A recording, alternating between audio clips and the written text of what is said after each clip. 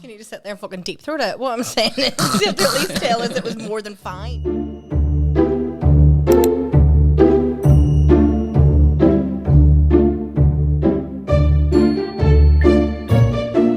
Hi, yeah. This is starting so well. Welcome to Sin and Sage episode 4. Yay! And it's my turn to host. I'm Robyn. And I'm with Nikita and Corri, obviously. Well, guys, what is crack?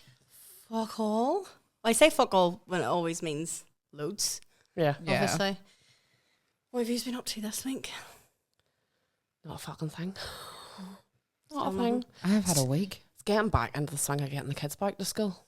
I've been enjoying my peace. I literally sat at my house today for half an hour and done fuck all. I just sat there in silence. It's just like, oh my God, this is amazing.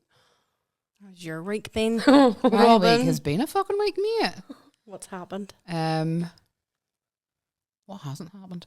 So we obviously had 2 crystal masterclasses this week, which is absolutely fine. They were so good. They were so good. Yeah, they were pretty good. And then I left crystal masterclass last night. Nikita goes, what are you doing? I'm going to go home and let the hamster out and have a cup of tea. And then, you know, when he's finished farting about him, I'm going to go to bed. So that's fine. So I drove to Nikita's house. It was really icy and drove back the way I came, forgetting that the fucking road was closed on the way back again. Oh, no. So I had to drive the whole way back into town, the whole way back out home, got home, went to lift the hamster out of the fucking cage and it's paralysed in its back head. Poor baby. I was like, oh, Jesus fucking Christ. Like, is there anything else? Anything else? Do you ever watch Landman? No. Which what? No. Landman? No. Oh, Billy Bob Thornton. He's so funny. I couldn't get into it. He's like, he's having a really bad time of it. And he's sitting in the car and he goes, is that all you got?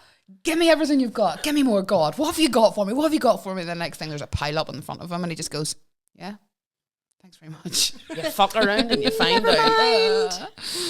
Yeah, so no crack with you guys then? I booked a holiday today. Ooh. Where are you going? Costa Brava, Spain. Nice. That was not where you told me you were going to go. That was not even an option. It wasn't an option, no, because originally we had booked, well, we're going to book Tenerife, I think it was. Yes. That's somewhere around there. I wanted to go to Salou. We couldn't get Salou, blah, blah, blah. It's going to be me, my husband, Luca, my stepdaughter's boyfriend. Then we've got Susan and Isaac. Susan is my husband's ex-missus. This is the mother of his son, right? So Isaac's mummy. And she comes away with us.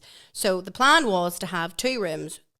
Isaac and his mummy in one room, and then me and Lee and the stepdaughter and her boyfriend in the other room. So we needed 2 bedrooms, right? But whenever I went to actually book it, it was 1 bedroom, and then they were giving us the living room as the other bedroom. And I was like, no, I am not spending this amount of money to come and sleep on a fucking sofa bed in the middle of a living room. Absolutely. And sharing it with Luke and her boyfriend. Yeah, so I was like, awkward. well, it would be them 2 in the bedroom, and then me and Lee. Absolutely not. And then I'm not going to let Luca and her boyfriend sleep in the living room either, because I don't want to come out in the middle of the night to go for pee and see her boyfriend's arse. Do you know what I mean? Yeah. Like, that's just Yeah, weird. for sure. So whenever then she was like, well, then it would technically be 2 bedroom. That'll be technically for 6 people. So I was going to put the price up, put the price up by about £800. Absolutely not. So I was like, can we redo this again? Redid it, found it today. It's a really nice hotel. It's like 200 meters from the beach. Fly into Barcelona, 10 days. And it means then I'm thinking I might do a wee day trip to Barcelona because I really want to see, they know the big cathedral. Yeah. That'll be good. I want to go and see it. All I picked up from that is that you're leaving me for 10 days. Yes, in August. Last week of August. You get used to it after a while. Hey, The fuck? you never get used to losing me. You do. Because we know you're coming back. Well, okay. Well, she better. You never know. But I'm not going to America this year. That's true. So you need to do something. The only way she wouldn't come back is if she's murdered Lee abroad and she's now locked up. Yeah. It's more likely I'm going to murder my stepdaughter rather than my husband. My husband just spends the whole time drunk. Well, as you should stoned. when you're on your holiday, do you know what I mean? Yeah, no. Do you know what else is coming out very soon, though? What? Scream 7! Yeah. So excited. I know, I need to message Carrie and see if she wants to go and see it with me. I have it booked. I'm going to the Avenue on the 1st of March. And me and my sister are going to go watch it. And I'm so fucking excited. I have theories. Well, apparently it's all the older ones are coming back. Well, How? Well, do you want me to hear my theory? Do you want to hear my theory? His theory? Yes, go for it. It's a good theory, right? Okay, It's a fair theory. So you have the oldies coming back, so you have Schumacher coming back, right? Then you have Roman coming back, but Roman definitely died. The only one we don't know if he's dead or not is Schumacher. However, how is Roman coming back? So I have an idea.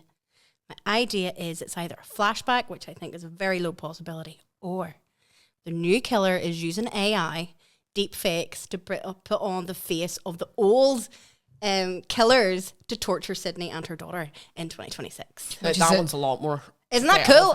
See if they don't. See if they fucking do this. This is going to be. I want to. What date is it? It's the 17th of February at 7:12 at night.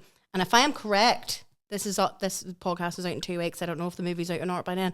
I want a fucking medal. This podcast comes out the same day that Scream 7 comes out. Ooh. Okay. Well, if I'm correct, I will never shut up. Oh Jesus! Well, I suppose we better get this show on the road, girlies. Let's go. We'll start off with a bit of witchcraft as per usual. Tonight, let's chat first of the month rituals, because as I said, this podcast is out on the 27th of February. Hopefully. Because can I just... If it's not, please be aware that it is purely Nikita's fault, because I turned up to record it.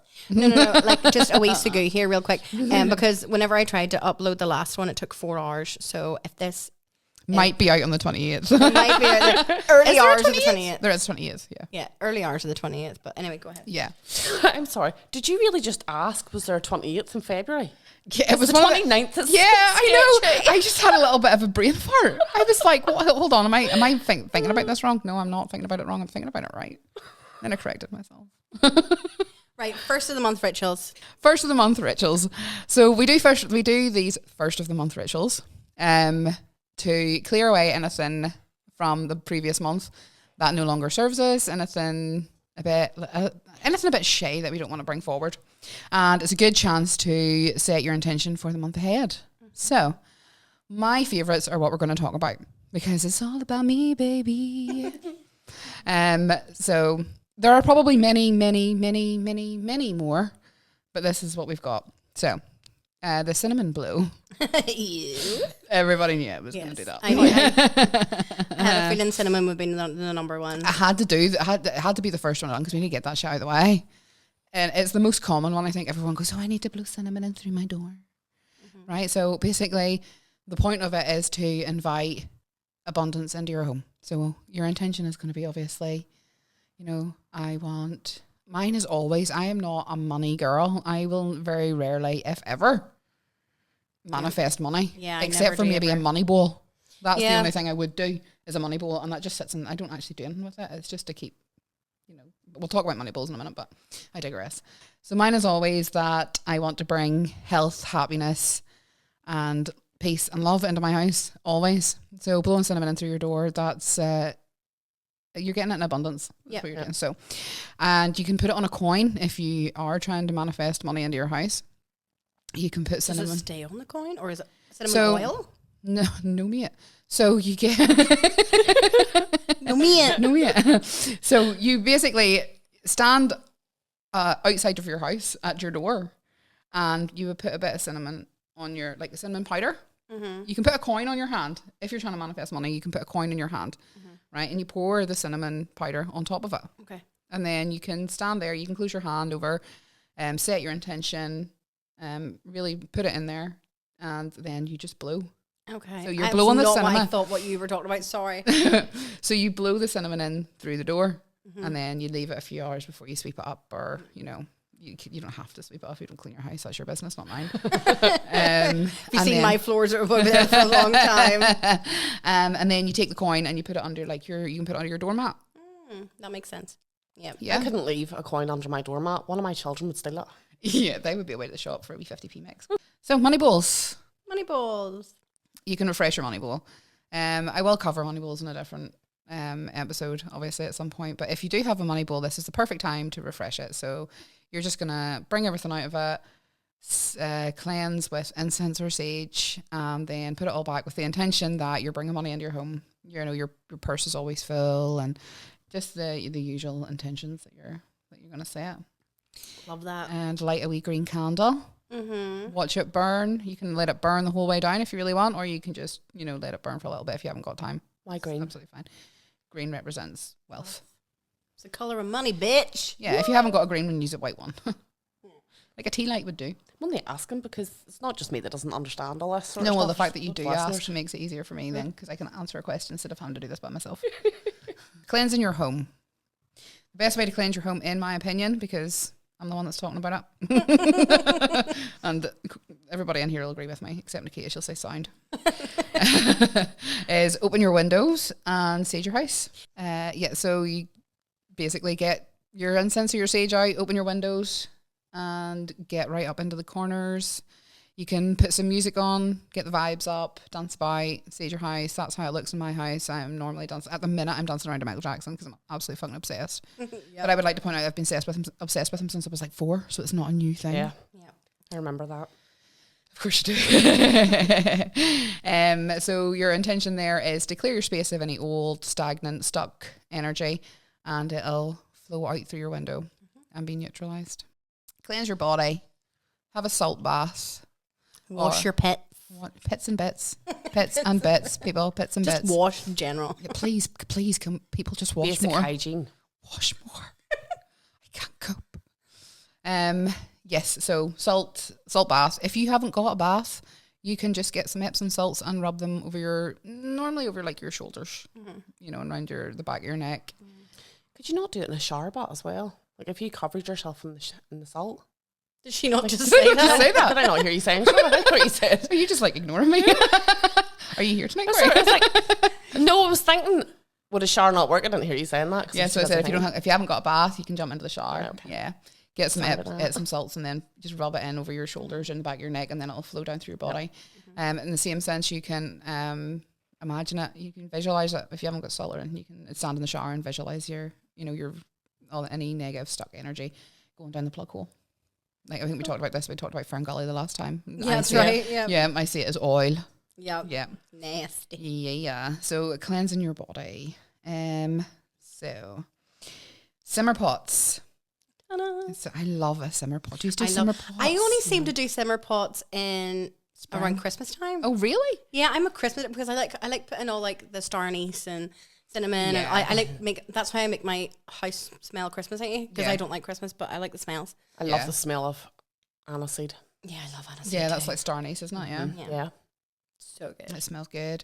No, I do simmer pots all the time. I'm kind of obsessed.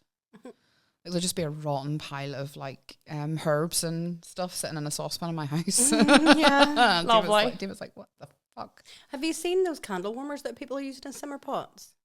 No. No. Is there like, do you know what you can get? So people are scared to like actually light candles, so they use candle warmers. Yes. It's like a lamp. People Yeah. are putting water in it and actually putting stuff in, so it's like a tabletop Ooh. simmer pot. Oh, That's actually a cool idea. Idea. That was a great idea if you don't want to leave a flame on. Yeah. And plus, there's less fucking cleaning too. Yeah. Yeah. I thought that was such a good idea for That like is a good idea. small, portable, move it to any room. That's good for somebody who's really busy in life. Yeah. If anybody wants to give me, because I am about to leave here and Her go on a birthday's in May. TikTok shop and buy one. I know. No, simmer pots are awesome. And I'm a smell girly. I think we've established I am a smell girly. If you smell bad, we are not friends. Yeah. This is why I was like totes like impressed with myself when we became friends. I was like, I mustn't smell. I can't help it. If you smell, I'm going to tell you. Like if we're friends and you smell, I'm going to tell you because Well, I can't physically cope It's with one it. thing telling us that we smell, but can you tell us what the fuck we smell of? No, because that's rude. Well, no, telling somebody they smell is rude.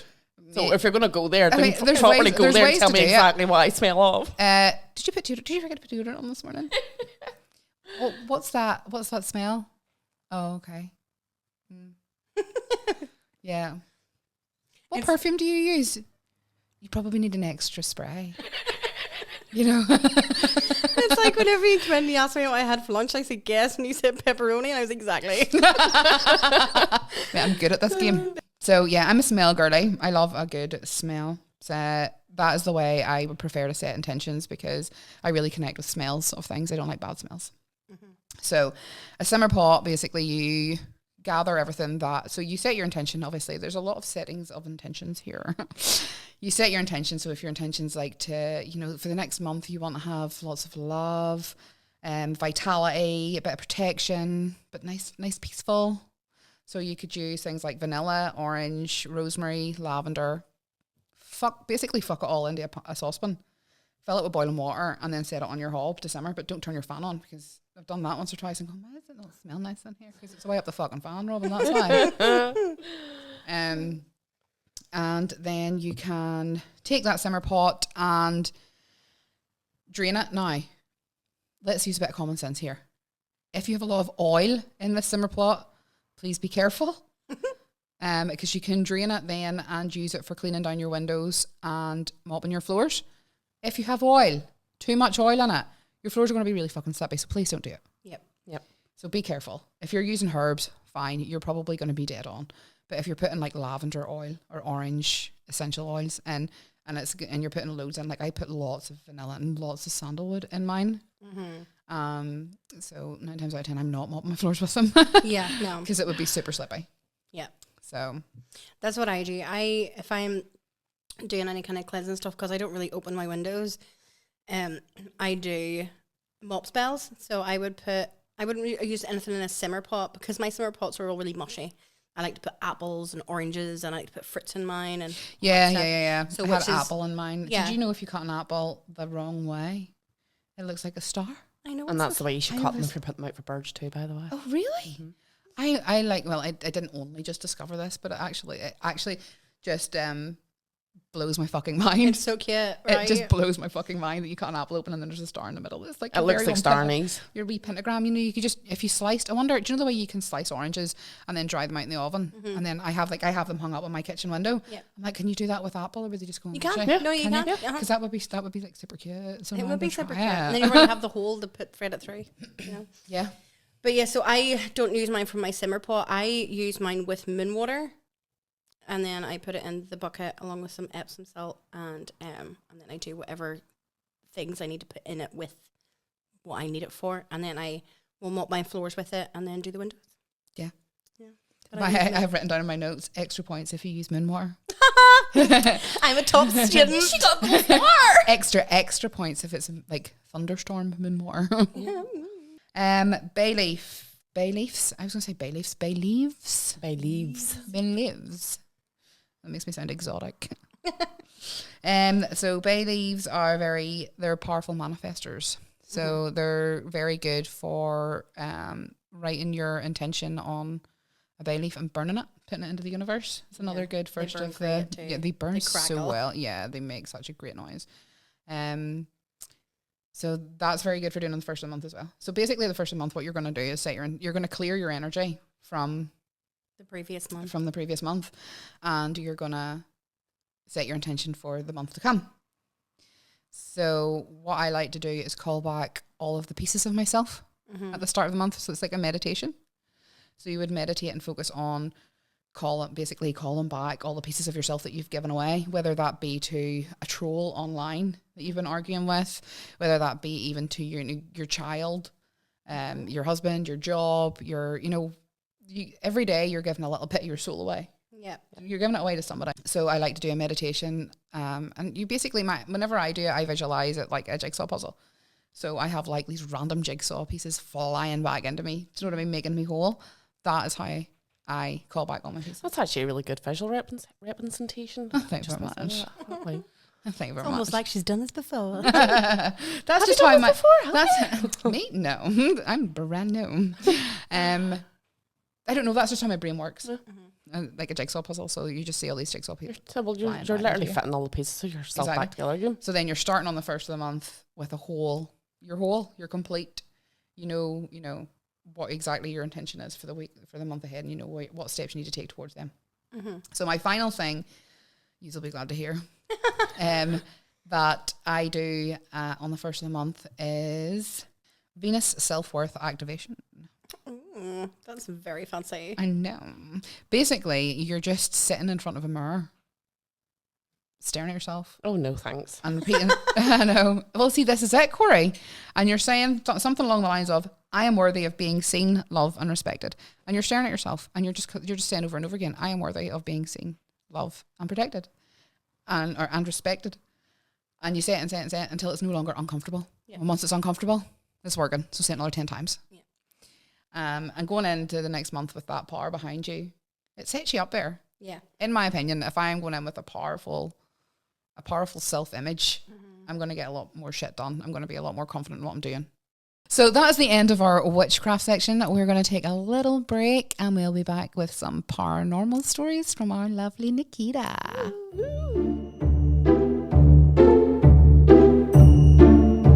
Welcome back, and taking us on to our second segment of this evening is Miss Nikita Rogers. Woo!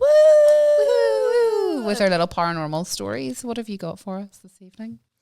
I am going to do the haunted stories of Leap Castle. We were talking about this last night. I was just about to say, hold on a wee second, I've heard that twice now. Yeah, like this is what made me, I was going to do something else tonight, and then we were talking about Leap Castle yesterday, and I have a friend who, I'll talk about him later, who actually did multiple investigations in Leap Castle.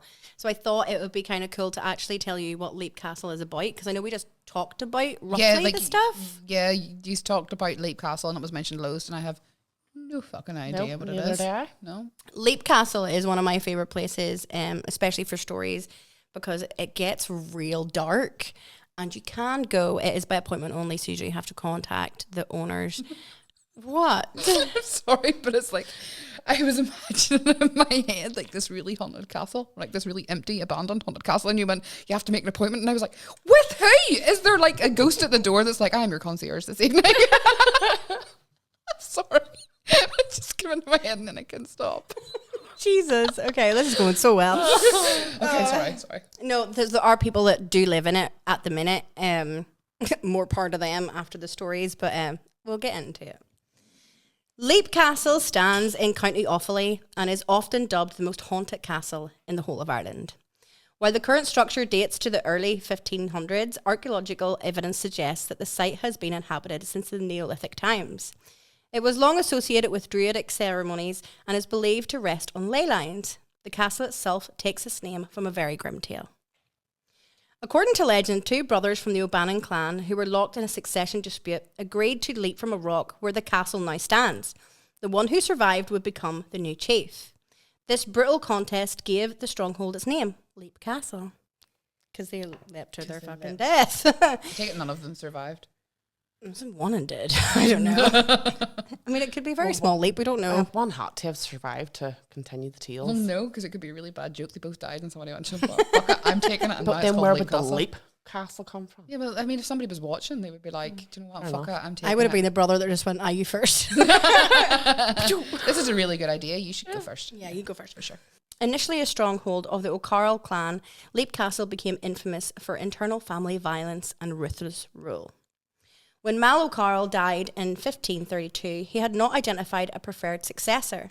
This ignited a bitter feud as multiple parties argued over who should succeed him. I always find that word really hard to say, succeed. Several claimed an entitlement to the position, but it was Ferdinand O'Carroll who seized control. Whereas his predecessor had a more peaceful approach to wider relations, it was said that in some quarters that Ferdinand was less stable. He even ignited a conflict with their allies, the Butlers, and he and 12 of his men were killed in 1541. And at this point, the rightful new leader would have been his eldest son, Thaddeus. Thaddeus was a priest, and in his short reign, he worked to restore relations with the Butlers. He may well have gone on to forge more workable relationships, but his leadership would be very short-lived. One day, several family members arrived for Mass at the castle chapel. The service had already begun when the door suddenly burst open and his younger brother, Tig, stormed in and attacked him. Some speculate that Tig was angered by his brother's reconciliatory stance towards the Butlers. Perhaps he was displeased with how his brother was leading the clan and wanted him out of the way so that he could then take control. Others implied that he was simply angry that his brother did not wait for him to arrive before beginning the service. This would have been considered extremely disrespectful. Which, I mean, I would not mind missing Mass, but... Yeah, I've never been to one. So. No. Well, you can see your prods. In any case, Tig drew his sword and stabbed his brother and left him to die on his blood-drenched altar. The ghost of the murdered priest had been spotted on many occasions in and around the Bloody Chapel. They actually call it the Bloody Chapel now, or the Red Chapel, or whatever. Some witnesses have encountered his spirit on the spiral staircase, others in the chapel itself. He has also been seen moving towards another set of steps leading down to a lower chamber. Locals have reported seeing a soft glow emanating from the tower after dark, as if the candles have been lit for mass, but there is no power in this part of the castle, and the chamber is kept locked even when empty. Even the burning of the building, which happened in the 1920s, failed to stop reports of the light illuminating from the derelict shell. One could be forgiving for thinking that this bleak stone shell might still have been considered sacred, and that the violent act that occurred here centuries ago may have been in isolation. But this holy space has another very dark secret. This is my favourite bit. I'm intrigued now. During building works at the castle in the 1930s, a secret chamber was uncovered from behind the altar. Ooh. Sometimes spaces like this were created as a hiding place for family members in the event of attack on the castle, or as a safe space to store valuables. But as they investigated further, it became clear that what had been uncovered was in fact an oubliette. Do you know what an oubliette is? I'm going to assume it's like a BDSM room. Worse. It's so much worse. Worse? How can it be worse? Well, I mean, it can be worse, actually. BDSM can be fun. I was going to say. So you don't know what an oubliette is? No. Okay, fantastic. You're a tad too excited about that. I know, right? Oubliette derives from the French word meaning to forget.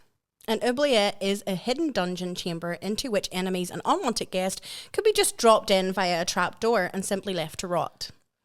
The oubliette at Leap Castle was completed with a series of 6-foot spikes at the base of the shaft, making doubly sure that anyone dropped in would not live to tell the tale.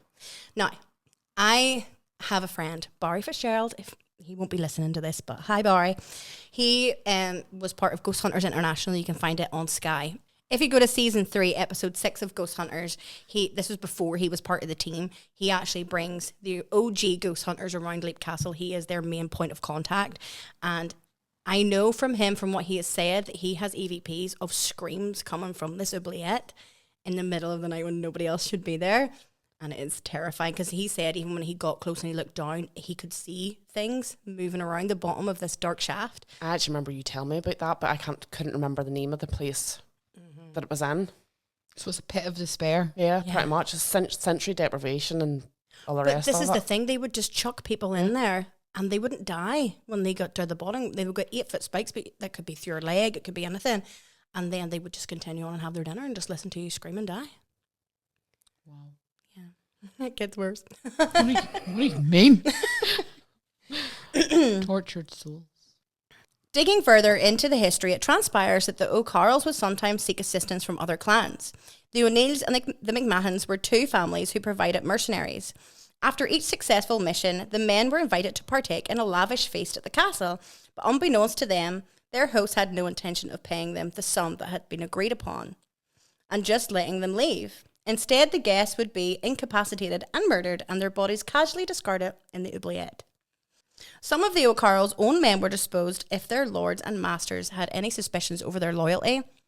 When the workers began to clear the human remains from the base of the oubliette, they filled 3 carts full of human skulls and bones. As many as 150 bodies were retrieved from the wretched pit. Even a pocket watch was also recovered that dated to the mid-19th century, which suggests that this chamber was in active use up until that point. So they threw people in here and literally just left them there forever. Yes. They never ever cleaned out. No. Well, how did they get down there? Because then the bodies would rot, so it would come back down again. It would just be bones and then more people on top and then rot and then more people. But then if you get thrown in, you're going on top of rotten bodies. Yeah, so not only have you been, impaled by an 8-foot spike, you're also there with infection and rats and bad smells. Yeah, bad smells, Robyn. That's what we should take away from this. Wrong hole. It is perhaps unsurprising that some members of the clans are said to haunt the Great Hall, where they would have enjoyed what turned out to be their last ever meal. Okay, so we're going to skip now until 1889. Can I give a quick fact about 1889, the year, because I'm a date freak. I love dates, okay? 1889 was the year that Jack the Ripper killed his last victim. Oh. Started in 1888 and he stopped in 1889. Also, strangely, the year that Larne Football Club was begun, it was created. Isn't that weird? I wonder who the manager of Larne was back then. I know. Could be Jack the Suspicious. Ripper. Suspicious. Stop murdering people, came to Northern Ireland, or went to football club. It sounds totally reasonable Sounds to me. legit. Yeah, for sure. But at the same time, the castle was inhabited by Jonathan Charles Darby. His wife Mildred was a Gothic novelist, and she had an active interest in the occult. She was also known to conduct seances, and it appears that she often came up close and personal to some of the troublesome spirits that coexist with the living at Leap Castle. By far the most terrifying of these was the elemental. Have you ever heard of an elemental before? Only in fiction. Yes. Yeah, an elemental. Now, I will go on here. There'll be a couple of different explanations that Mildred herself has given, but in my experience, and the same thing that Barry said, because he has actually seen this elemental once or twice, it has never been a living person spirit. It can be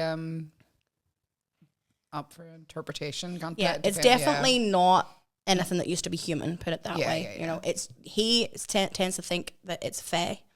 Elemental is just another word for fae. Yeah.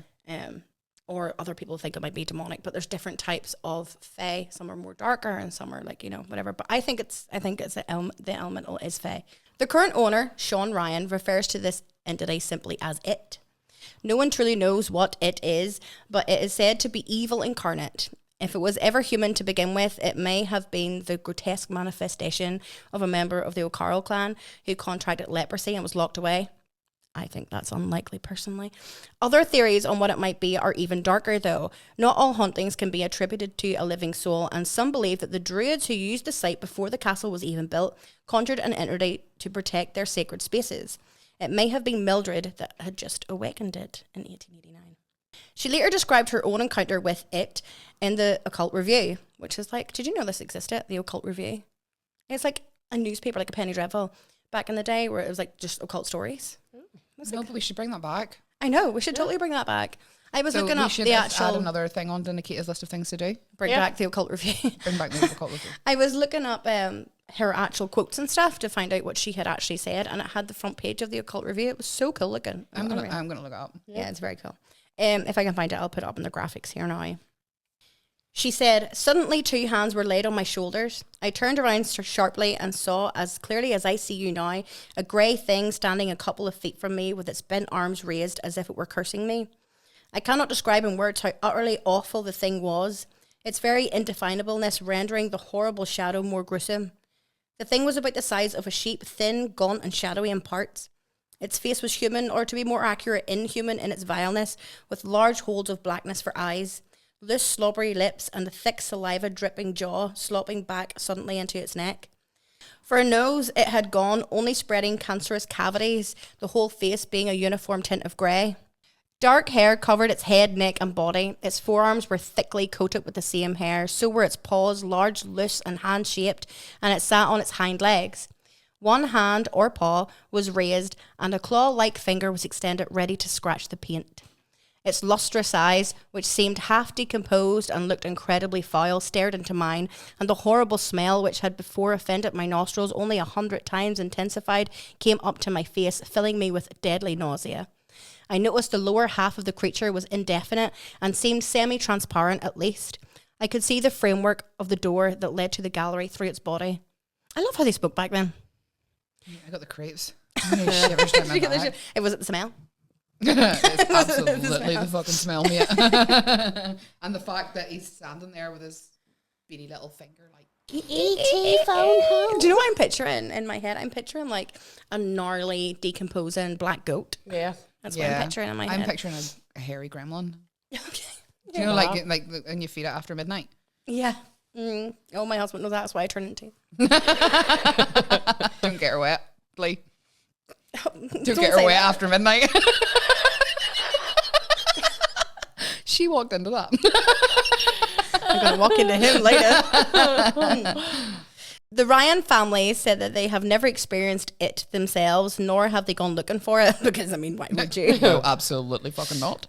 Notwithstanding the number of bodies removed from the dungeon and the fact that brother was slaughtering brother like all the time back then, it would certainly appear that some members of the O'Carroll clan were particularly nasty towards women, specifically. Well, now we have a problem. Surprise. Well, you're going to have even more of a problem in a minute, because that's not the end of the stories that happens at Leap Castle. Well, if that's the case, then we're going to Leap Castle to do a seance, and I'm going to have a fucking strong word with them. Do you know what feminism is? Okay, Elemental or whoever you are, O'Connell clan. I don't know. I don't know. Prick. Yeah, I don't know who you think you are, but you're about to find out who the fuck I am. Well, I wish we could have done it back then for this woman.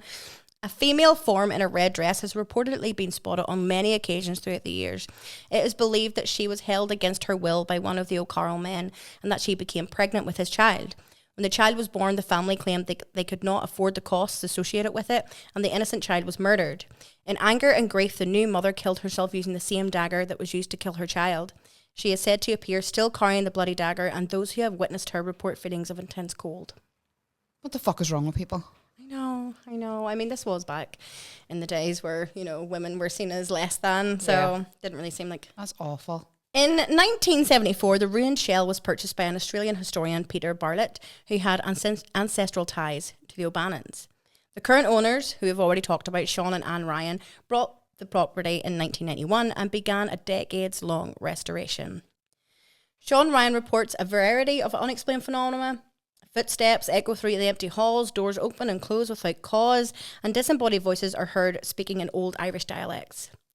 Visitors most commonly report feeling as though someone has brushed past them, believed to be the spirit of a Victorian-era governess. Other sightings include 2 young girls, Emily and Charlotte, seen playing in the upper hall and stairways. One of them is thought to have died after falling from the battlements. An elderly man is also sometimes spotted sitting by the fireplace, occasionally in the company of a priest. We've heard about him before. Yeah. The ruins of the former priest's house remain on the property still, and prior to its destruction, guests claimed to feel a very heavy, snoring presence lie atop them whenever they were sleeping. That's creepy. Absolutely not. Absolutely not. If you do want to delve a bit deeper into it, there are so many more stories of stuff that has happened in Leap Castle. This is just but a few that I managed to get. Definitely look up stuff on the elementals. They are a very interesting class of the Fae. But if you do want to delve a bit more into it, I would highly suggest season 3, episode 6 of Ghost Hunters with my mate Barry. It was a fantastic episode, and you get to see what they think is the elemental rushing towards the camera in that episode. So it was cool. I'm going to go home and watch it tonight. Yeah, it's so cool. We should all watch it tonight. I'm going to bed. Corey's going to bed. Okay, me and you watch it tonight. That's Leap Castle. That's interesting. Yeah. Fuck me. I would love to go. At no point was I ever planning to go. Girl, if I'm going, you're going. Oh, God. I will go with you. She'll go with No, you. but you're also going with... Is this a fucking twosome here? No. No, it's a threesome. You're coming. Yeah. Yeah, we should do. I mean, I say this every time I do a story. It's like, we should go, but we should actually go. I to Leap absolutely would Castle, go to that. Yeah. I would. Let's go to Leap Castle. Fuck, why am I friends with you?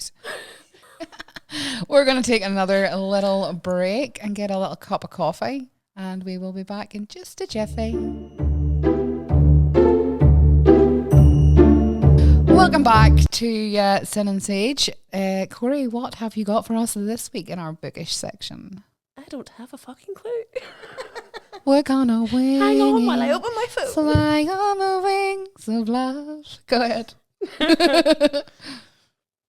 Apparently this month's been a month of DNFs for me. Again? You don't say. I'm going to get into this right after, but last episode I'd said I was going to read Dark Souls by Aura Rose. Mm-hmm. I have DNF'd for now, but I am going to go back to it. I just wasn't feeling it at the time because this month's just been a mood. So after I put that aside, I went back to an old favourite, Halfway to the Grave by Janine Frost. It's vampires. Oh, a lovely vampire. Yes. Is this a YA one or is it a... No. So it's about Cat and Bones. Cat is a vampire hybrid. So she was born of a vampire and a human, but the vampire had literally just been turned, so the juices were still flowing, you know. It's feral. Still swimming. Yeah. And Bones is an Englishman. And he's pure sass. Like a gay Englishman no, or like... No, he's just... Attitude. Attitude, yeah. Sassitude. I love that. Sassitude. But Kat has a serious hard-on for killing vampires because her father apparently raped her mother. Okay. Say apparently. I think you need to get into the books to realise where that apparently comes you from. have to get a few books into it before you actually find that part out. So you do, but it's one of those books, I've read them, I don't even know how many times, and it was Gail, our friend, that recommended them to me about 20 years ago, easily. Yeah, because she's tried to get me to read them, a couple of still years haven't ago, done and it. I still haven't done it. Yeah. But then, to be fair, we did tell you to read J.R. Ward, and it took you how long to read them too? I know, but they were so good in the Yeah. end. So is the Night Hunter series by Janine Frost. So after Halfway to the Grave, I decided to read War Games by Sheridan Ann. It was a buddy read with Robyn. It is like Butcher and Blackbird meets the Hunger Games. It was boring as fuck. It had promise at the start. I think, was this one you were telling me about last Yes, night? yes. Yeah. The promise was deflating by 33%. Yes, because it's very much like it's like the premise, the idea is good. Yeah. It wasn't executed very well, though. It No. wasn't. Are you explaining a bit about what it is, or no? Yeah, so I think the premise is good. Then I'll do it for you because I thought it was a really good I idea. don't remember. So things any like that from authors books. out there want to take this up and actually do it properly, Nikki Rogers.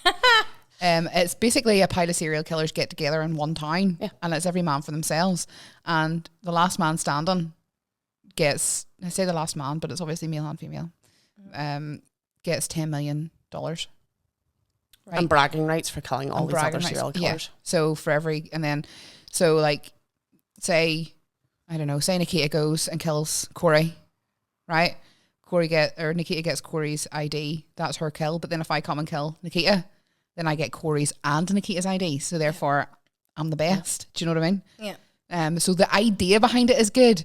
And I read it right up until, I don't even know what percentage, but up until the bit where this really masculine, scary Reaper, everybody's terrified of this serial killer, had feelings. Like, how very dare he?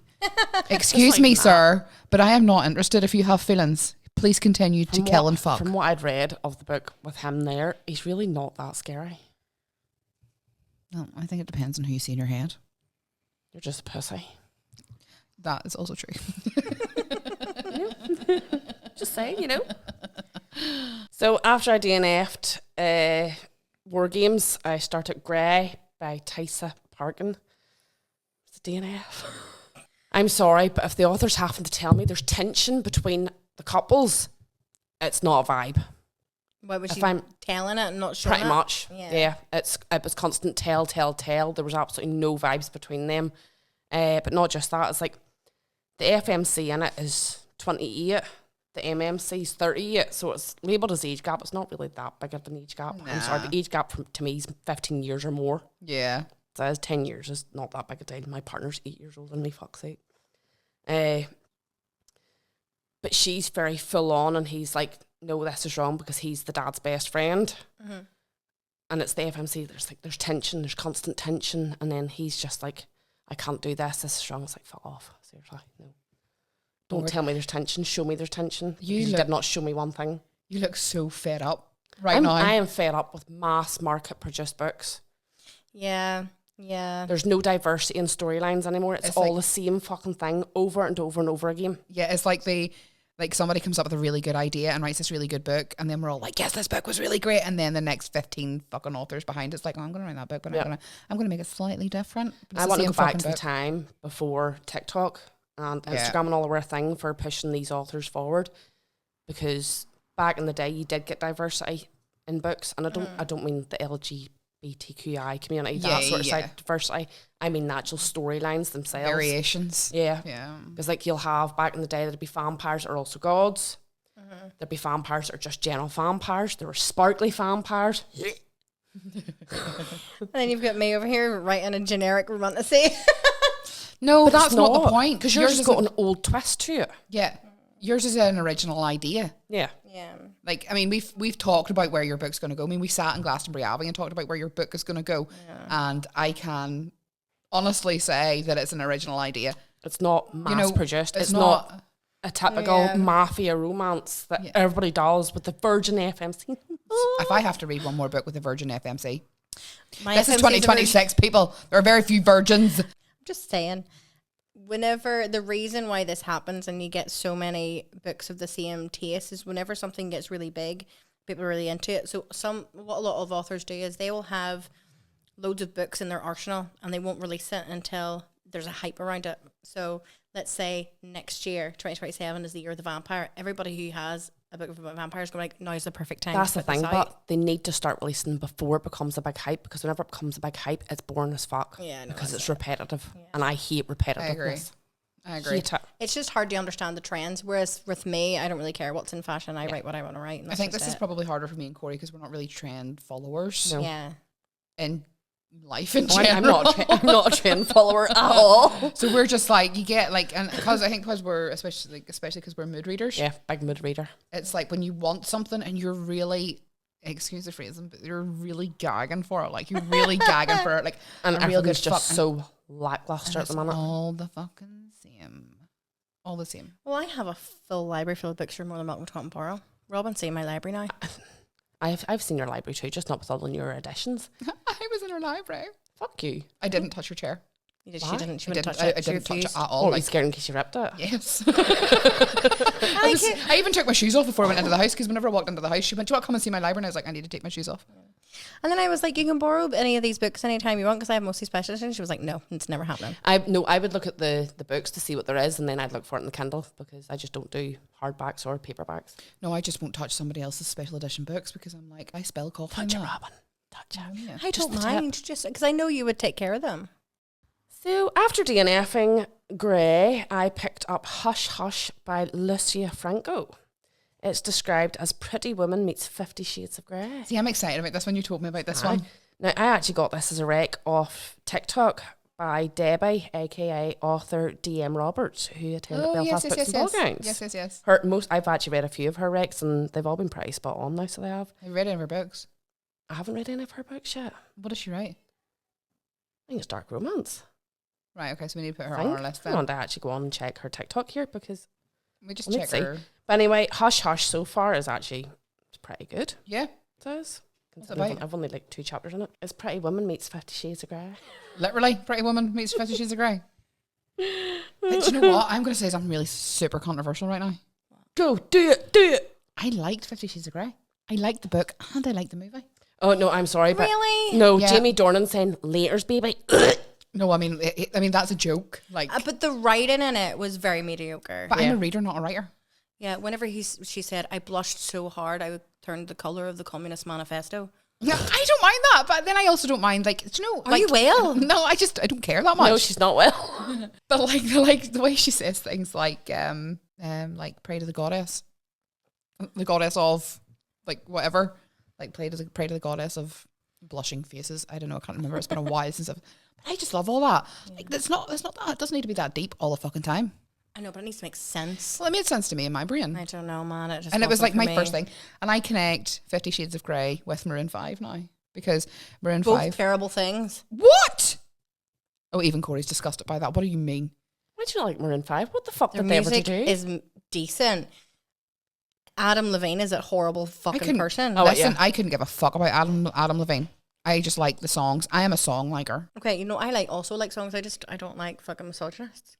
And I Yeah, well- refuse to give them my money. Do you like what? Misogynists. Well, What do you think I said? didn't hear what you said. That's why I said it. no, I am a song liker. I like a song. It's not that fucking deep. It's just a song. But yeah, no, Payphone come out at the same time as 50 Shades of, well, as the same time as I read 50 Shades of Grey, and I actually really enjoyed it, and now I connect the two. So every time I hear Payphone by Maroon 5, I think, see, great song. And I actually really like the movie because I think Jamie Dornan's quite hot, and No. I actually really like Dakota Johnson, which is also controversial. So I'm being extremely controversial tonight. It was. I love her stepdad. Yes, Yeah. I agree. Oh yeah. Hey, Mr. Banderas. You get it. Absolutely. You can piss in my boots. I feel like she's been waiting a lifetime to say that. Actually, just made it up. Oh my god. I have been listening to an audiobook. Ooh. I know, because whenever I've been drawing and stuff, I haven't been able to write in it or read anything because I've been writing. So I have been listening to an audiobook called Sleuth It. You heard of this? No. The cover's unreal. What And the that's fuck so is that? cool. That's the creepiest Isn't fucking thing it I've ever seen. cute? By it's a Sleuth It, A Tale of Bewitchery. Now we already know that Nikita's view of cute is not the same as our view of I cute. think we're just discovering that we're very confused as to why the three of us are friends. Yeah. No, actually, do you know what? I had a Halloween party once, and Isaac had his wee friend over, and Whenever I realized I have a problem with the word cute, because I call really disgusting things cute, Yes. was whenever I covered the bath in fake blood, and the wee lad came in to me, his friend, and he goes, Nikita, there's blood all in your bathroom. I was like, I know, I put it there, isn't it cute? And he just went, mm-hmm. And then I heard him run off into Isaac's bedroom, and he went, did your mum just say blood was cute? It is. But yeah, I find creepy stuff cute. Anyway, my point is, I don't know if you guys would like it. It's set roughly around like Salem witch trial times. So the language in it, it's easy to understand. Like, it's not like too Middle English, but it does still have some like Middle English twangs that it takes you a minute or two to kind of like. I don't think I'd have the patience for that. I don't mind, like, say, there's a few books I've read where the prologue has been done in, like, Middle English. I don't mind that if it's, like, say, a chapter long of it. I can do that. If it's more than that, no. I remember whenever I was writing Screams of the Damned, and I had started, because it was based in 1588, and I had done the whole thing, well, not the whole thing, in the first 2 or 3 chapters in Middle English. I had studied it and done Middle, and then I was like, yours is modernised. No, then I changed it, modernised, because I was reading it and I was like, only I am going to understand this. Yeah. Yep. No one's actually going to read this and say it's any good. So I had to go back and rewrite the whole thing into like normal words. Yeah. But I actually quite like it because you're talking to somebody who used to read Shakespeare for fun when she was like 10. You're a freak. I know, I still love it so much. If I ever had to read Macbeth again, I'd kill myself. I love Macbeth. Not when you're doing it for fucking When shall we GCSEs. three meet again in thunder, lightning, or in rain, when the hurly-burly's done, when the battle's lost and won? Unsex me here. There we go. That was my dramatic reading of Macbeth. And curtain. No, I love all that stuff, so it doesn't bother me too badly, but it does have certain twangs in it, but it is, the majority of it's easy enough to understand. I'm not that far into it yet.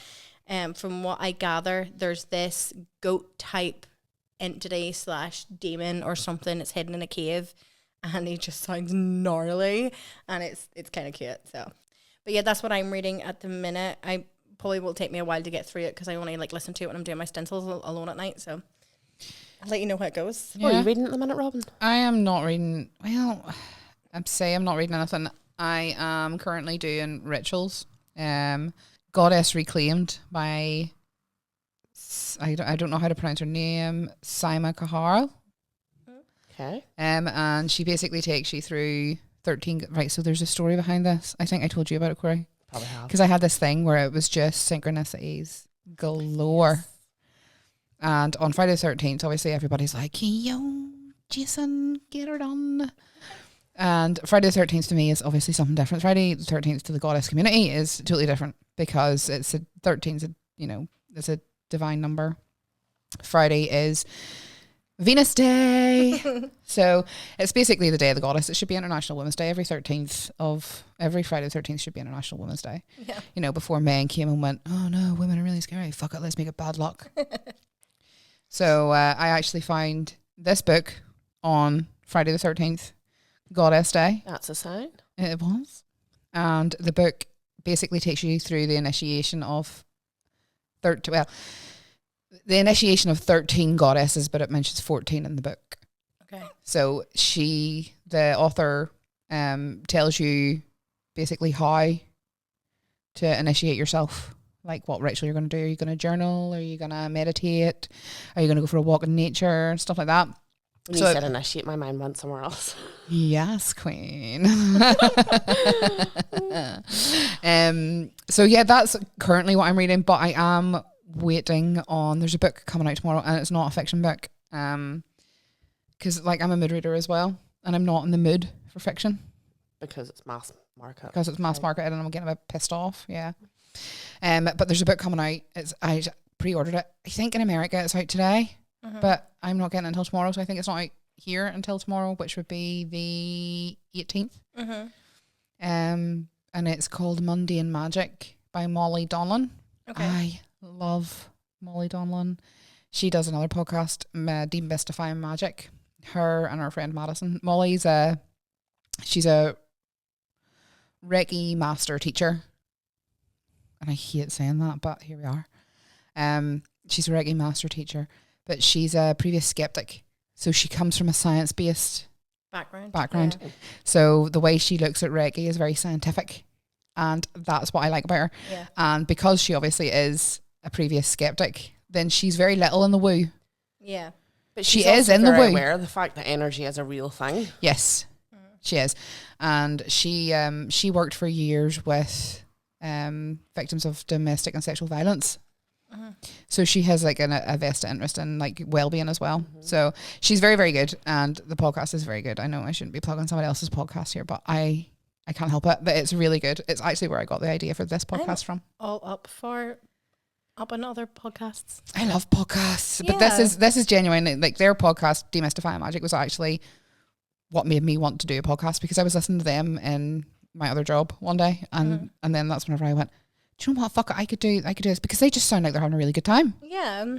So yeah, her book's out, Mundane Magic, and it's basically lazy witchcraft. So it's like bringing things in, and you'll hear me over the course of our own podcast talking about ways that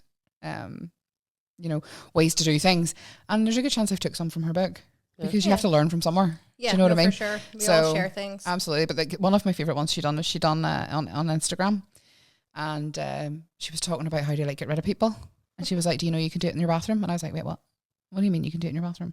And she was like, yeah, so you can like write somebody's name on a bit of toilet paper, Flush it down the toilet. while you're having a shit. Yeah. Wipe your arse with it, flush it down the toilet. There we go. And I'm absolutely here for this. If you have any idea how many rolls of toilet paper I'm going to go through. So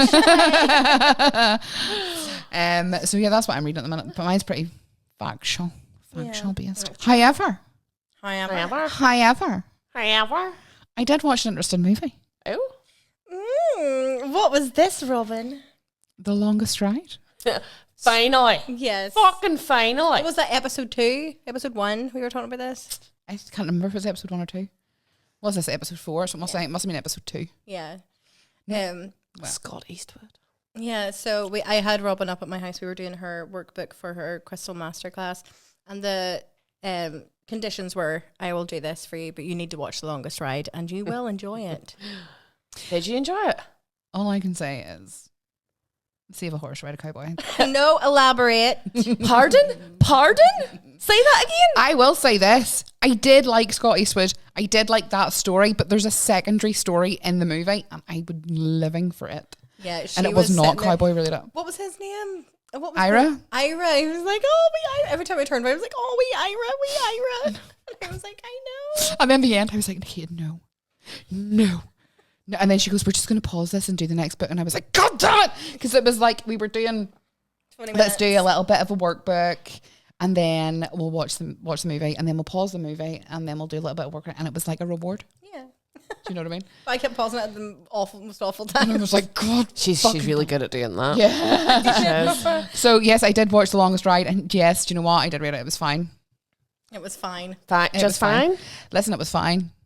She won't say it. She liked it. She told me she liked it on the way out her door. So I'm gonna say Robyn. Did you Yeah, love it was fine. I liked it. I didn't love it. It's like not like asking you to fucking no. Well, she suck did. a She dick. went, did you love it? And I Did went, you no, love I it? didn't love it. asking you to sit there and fucking deep throat it. What I'm saying is, you have to at least tell us it was more than fine. It was good. Yeah. Okay, see, it's getting better now. See. That's better than It was fine. good. Yeah, it was fine. Fine to me is like mid. It was whatever. What is it, frightened? I said this to you actually at the house. You went, how are you? And I went, fine. And then you sort of turned around and I went, frightened, insecure, neurotic, and emotional. And she went, what? And I went, what? Way to spoil the mood, Robyn.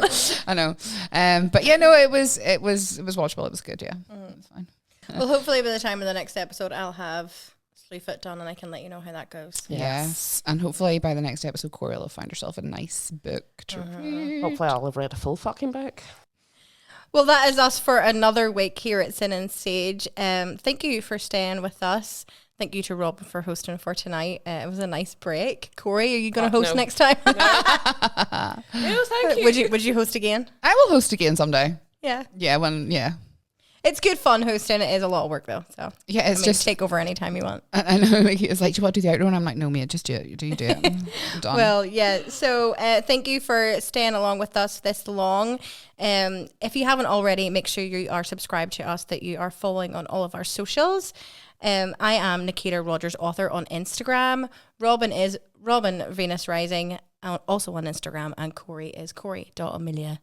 Again, on Instagram, but you can find us on all the other places. We will see you next time. Bye. Bye.